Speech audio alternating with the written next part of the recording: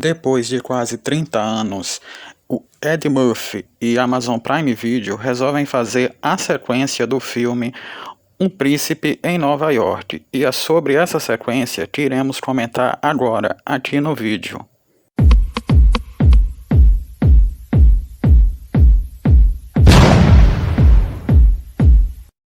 No leito de morte de seu pai, a Kim, personagem de Eddie Murphy, descobre que tem um filho perdido em Nova York. Daí, como manda as tradições de seu país, Zamunda, a Kim terá que ir buscar seu filho bastardo em Nova York e trazê-lo para assumir seu lugar como príncipe no trono de seu país. E essa é basicamente a história do filme. A busca do príncipe que agora se torna rei Akin pelo seu filho bastardo perdido em Nova York. Ao encontrar o seu filho, ele consegue convencê-lo a ir morar com ele em seu país. De início, o rapaz fica meio na dúvida se vai, mas quando ele vê que seu pai é podre de rico, ele acaba indo. Como já dissemos anteriormente, Um Príncipe em Nova York 2 é a sequência do original de 1988, intitulado Um Príncipe em Nova York. Mas aí você deve estar se perguntando, será que o filme é bom? E é exatamente isso que vamos esclarecer para você agora, aqui na nossa crítica. De início, apesar dos dois filmes serem bem parecidos, o tom de humor utilizado nesse segundo é diferente do primeiro filme de 1988, pois as piadas que foram usadas no de 1988 hoje são vistas como piadas politicamente incorretas. Com isso, em 2021, elas já não são tão bem aceitas, e por isso o tom de humor do filme teve que ser mudado. E foi aí que eu acho que o filme acabou se perdendo, pois por não poder utilizar o mesmo tom de piadas de 30 anos atrás, em seu lugar, eu posso afirmar que o humor que foi utilizado nessa sequência é um humor muito raso, muito vazio e que não consegue arrancar risadas tanto quanto o do filme original de 1988. Pois fica claro que houve uma preocupação muito grande dos roteiristas, da produção do filme em geral, em não ofender ninguém, já que se fossem utilizadas as mesmas piadas de 30 anos atrás, com certeza isso iria acabar gerando um marketing um pouco negativo para essa produção. Com isso, o Um Príncipe em Nova York 2 teve que se adequar à nova realidade de mundo. Mas aí é que está a questão. Por ter medo de, digamos assim, apostar em um roteiro mais atrevido, o tom de humor utilizado é muito fraco e com isso ele não consegue arrancar risadas espontâneas do espectador, pois tudo que foi mostrado lá lembrava muito sketches do Zorra Total, uma qualidade de humor muito fraca. Fica notório que o roteiro apresentado não consegue manter um tom coerente com relação ao primeiro filme, pois dá a impressão que os personagens nessa sequência, eles meio que regrediram, eles não conseguiram evoluir. Pois eu vou dar o exemplo do personagem do Eddie Murphy, o Akin. No primeiro filme, ele lutava para ser exatamente um príncipe e futuramente um rei diferente do que o seu pai é. E aí, nesse segundo filme, ele aparece exatamente se tornando o que o seu pai era. Ou seja, com isso, toda a coerência do personagem foi por água abaixo. É como se o próprio personagem tivesse esquecido da sua história no primeiro filme.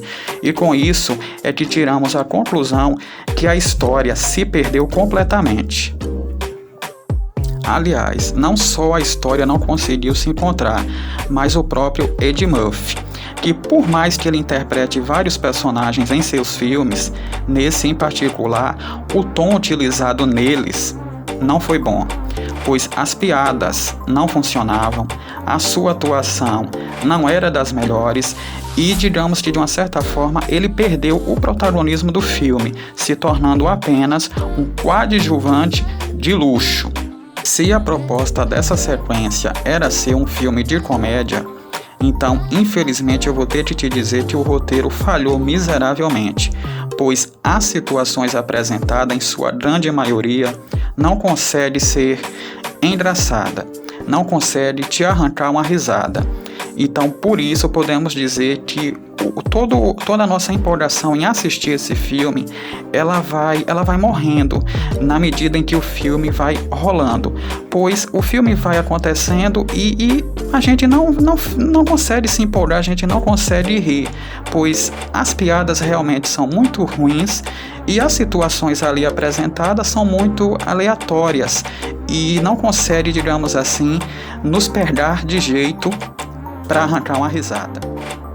É como se os personagens apresentados ali no filme soltassem piadas aleatórias, arriscando a risada do espectador.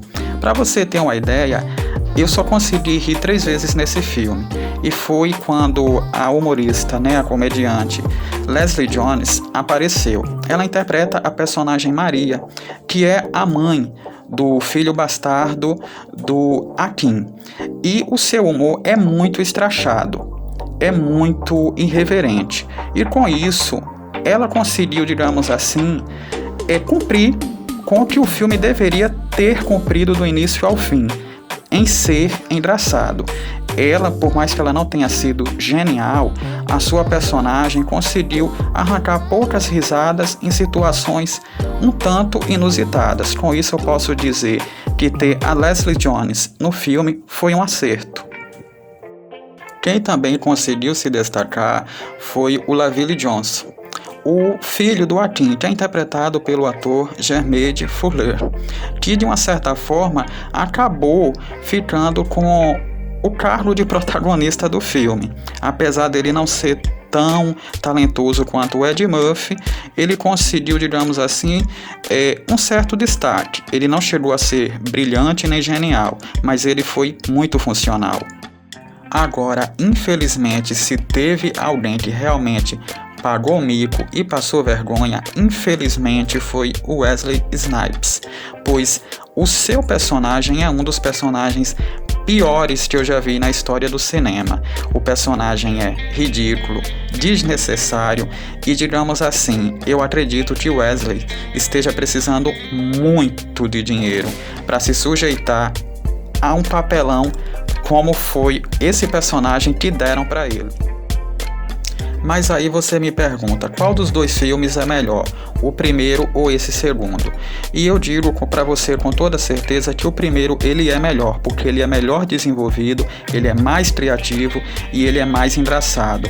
Esse segundo ele não conseguiu encontrar um caminho, digamos, útil, e por isso ele se perdeu dentro dele mesmo. Pois, para você ter uma ideia, há um momento no filme onde uma personagem diz que Hollywood às vezes faz sequências de filmes velhos que ninguém quer ver, ou seja, o próprio filme se desvaloriza, e se o filme se desvaloriza a tal ponto, então, meu amigo, vai ser difícil alguém dar valor. Um Príncipe em Nova York 2 é aquele tipo de filme que dá para você assistir, mas só que tem um detalhe, você provavelmente só vai querer assisti-lo uma única vez, não vai querer assistir novamente, Porque realmente ele deixou bastante a desejar. Então é isso, aqui a gente encerra nossa crítica e pedindo a você para que se inscreva no canal, porque tem muito conteúdo bom disponível. Tá combinado? Então até o próximo vídeo e fui!